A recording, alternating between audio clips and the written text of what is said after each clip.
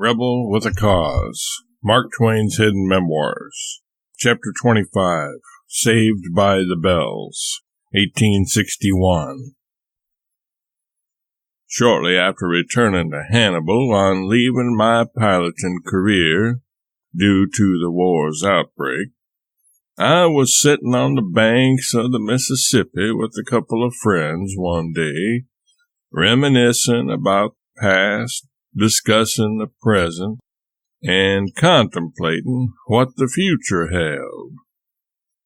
We were considering whether to align ourselves with one side or the other in this great conflict that was just getting underway, or whether to strike the average and remain aloof. As a point in favor of the last option, I reasoned that it's easier to stay out than to get out. Suddenly, it seemed the die was cast and the decision was being made for us. A steamboat arrived and disgorged a large party of blue-clad soldiers. They gave us compelling reasons to board the ship with them, to report for duty in St. Louis. To make a long story shorter, as we were about to be made to join the invading forces and to serve as pilots in support of the war effort, two elegantly dressed young ladies came along and rapped on the Brigadier General's door, seeking an interview with him.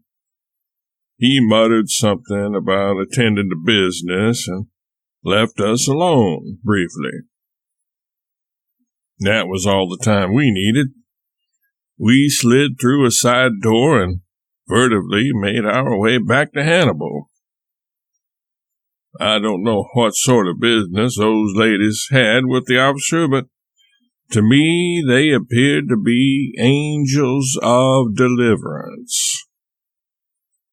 Rather than recruiting me for the Union, that experience tilted me in favor of supporting the forces in rebellion. I preferred to volunteer rather than be impressed into service, and now that one side had attempted the latter, I cast my lot, albeit briefly, with the other side.